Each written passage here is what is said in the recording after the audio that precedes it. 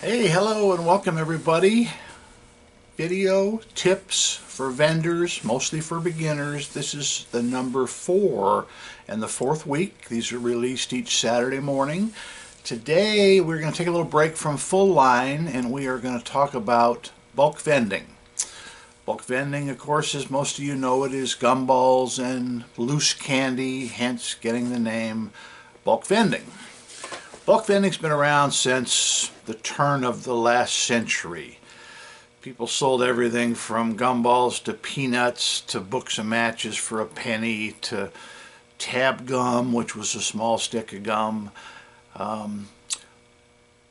Bulk vending took a turn, I think it was in the 40s when Ford Gum got heavily into charity vending. What they would do is they would donate to charity, like so many people do now, including myself. I think it's the best way to go. You give $1 or $2 or whatever you like. Some people do it as a nonprofit and give all the profit to charity of their choice. There's a lot of charities out there. I give to the charity that I desire to give to, and that could change. And for the last year, it's been the kids of St. Jude. Now, I'm not associated, I don't belong, I don't have a membership to any given bulk vending charity. I just chose to do it on my own, whether I want to send $25 that month or $500. That's up to me. Obviously, it's a year-round business. Kids that are in need, especially the cancer kids at St. Jude, it's not just a Christmas thing or a summer thing. They need money all the time. So anyways, that's my 2 cents on charities. You guys choose what you want to do. Bulk vending is a lot higher net profit than full line. I have machines that are called shooting hoops. I don't operate just those, but the reason I picked shooting hoops, and you can Google them, I don't have one here in the shop to show you because they're all out. It's not only a gumball machine, it's an amusement game. It allows the kids to do something. Even if they don't want a ball of gum, they still get the opportunity to shoot the gumball into the hoop. There's a lot of games like this now. They have the little small micro pinball machines. One of them that's a great one is called Win More, Play More, or Play More, Win More. Correct me in the comments below as to which one it is, but what it does, you put the quarter in, it holds a ton of gum, you turn the crank and 3 gumballs are released into the play field. Well, you shoot the flippers. It's all manual, there's no electricity. You shoot the flippers, and if you can get those 3 gumballs into the win holes, you can get 3 of them. You always get 1, sometimes you get 2, and if you're accurate, you get 3. So, gumballs, let's get back to the net profit. Gumballs, for every dollar in sales, your cost is only approximately 12 cents. So now, obviously, you've got to take off money for your time, your travel, your expenses, whatever that may be. But you can see for every dollar you bring back, you might have 70 cents in profit. Now, you can't do that with candy bars, chocolate bars. Bags of chips are a little bit better, but look at the cost of equipment. For a decent snack machine, guys, you can't run these $300 machines. You've got to start at the $1,500 level. Well, bulk vending, you can get the greatest, what we call a triple shop. It's got 3 little machines in one stand. I prefer LYPC. If anybody knows what LYPC stands for, I do. Put it in the comments below. It'll blow your mind. I know you'll Google it, but anyways, type it in the comments below. LYPC, they're out of Chicago. They make a great triple shop for $160.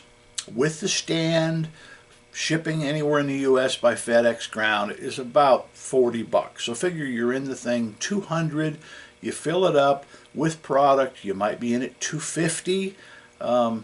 If you can't get your money back in a decent location in 6 to 9 months, you need to think about new locations. I used a locator. There's a lot of locators out there. Do your research. Ask in the groups, the good, the bad, the ugly. I had great success, and what I did when I built my small route of a couple dozen spots, and they're right here in my local small town, is I just did about 3 or 4 a week. I told the locator, I said, okay, this week I'm on for 4 or 5, and if it was an outlying city, I would say I'm going to city X, which is 30 miles up the road. I highly recommend, even if it costs a little bit more money, go with your instincts.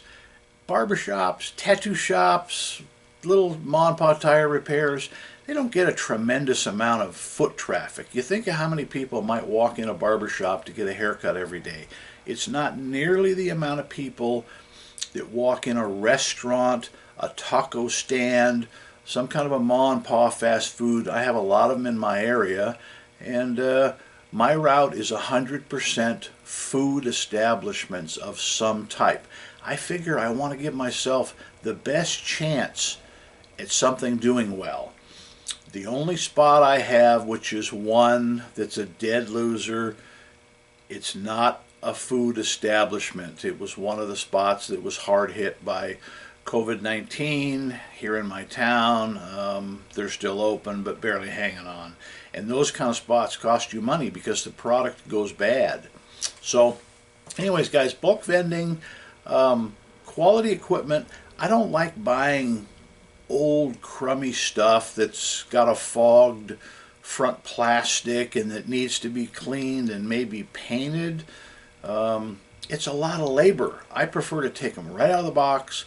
They look, well, they are brand new. They look brand new. When you wheel them in a spot, the location owner behind the counter is not going to look at that thing and think, man, you know, where'd you drag this out of? Whose basement did this come from?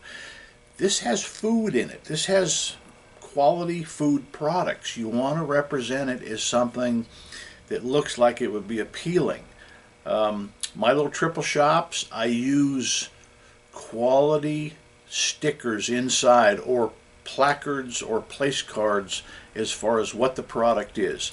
You can't tell the Skittles a lot of times from the sweet and sour. They're about the same size candy. Everybody pretty much knows what gumballs are, but it's nice to give product recognition. In other words, and I won't mention any brands of gumballs because they're not the ones paying us. If you use XYZ or 123 brand gumballs, they give you the placard. Put it in the machine. Be sure you have a service number on your machines. I've had a couple instances where it was unexpected.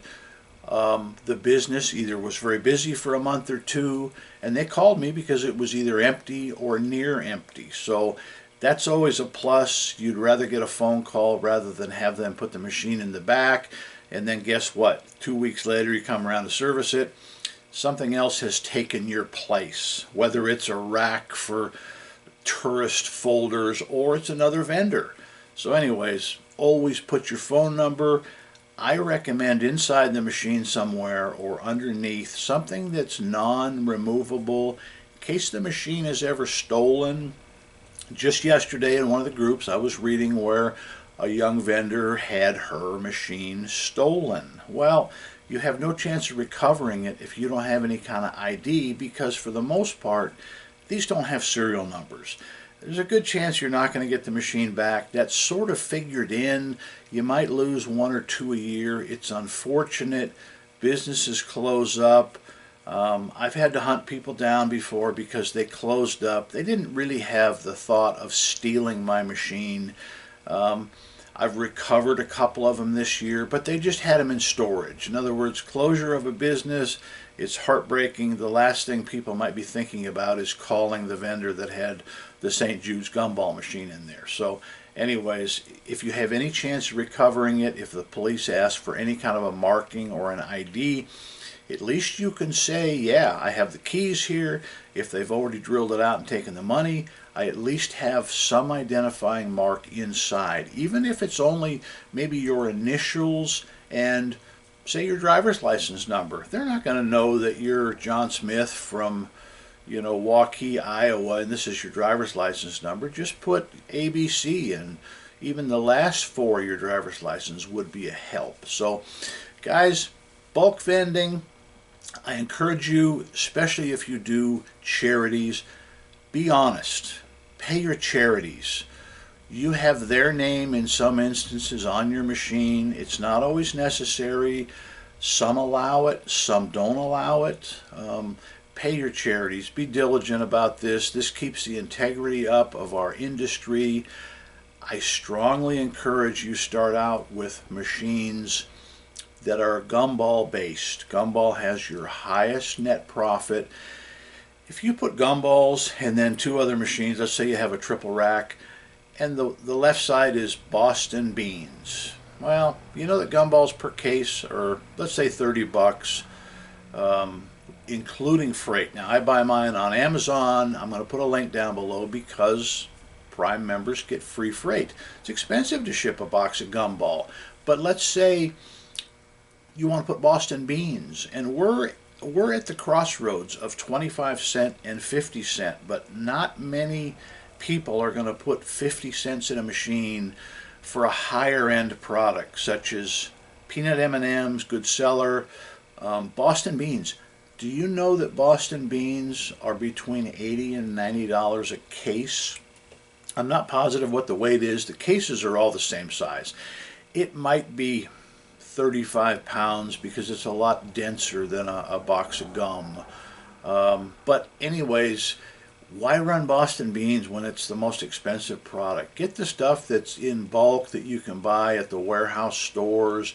You can keep it fresh. You don't have to buy a case if you only have, say, one or two machines. So anyways, my route is about 75% gum only. So when I go out there, and I only service about every 2 to 4 months. I have spots that can go 4 months because my shooting hoops hold 1,100 gumballs. Well, when you go out there and you collect and it's near the bottom, there's $250 in there.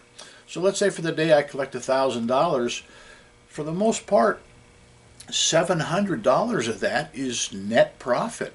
I don't go out and service in a big truck. All you need is a car. You can deliver your machines in a car. I prefer to wheel them in on a very small hand cart that I spent 40 or 50 bucks at one of the warehouse stores. In closing, let's talk about professionalism, especially with the pandemic going on.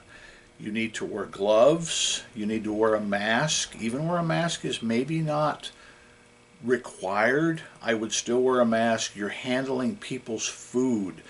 Have a clean funnel, have a clean scoop when you're refilling the machines, and every time you go, carry cleaner and an absolutely brand new clean rag. I use the microfiber rags, which unfortunately I don't have an ultra clean or brand new one, but I buy them at Harbor Freight. They're 4 for $5, and they're all different colors, but use brand new ones. Every time you go out, even if you wash them in the washer, which I do, eventually they get ratty looking. So walk in, spray some cleaner, get on your hands and knees, clean the stand, clean the pipe, clean everything, and then service the machine, gloves, a mask.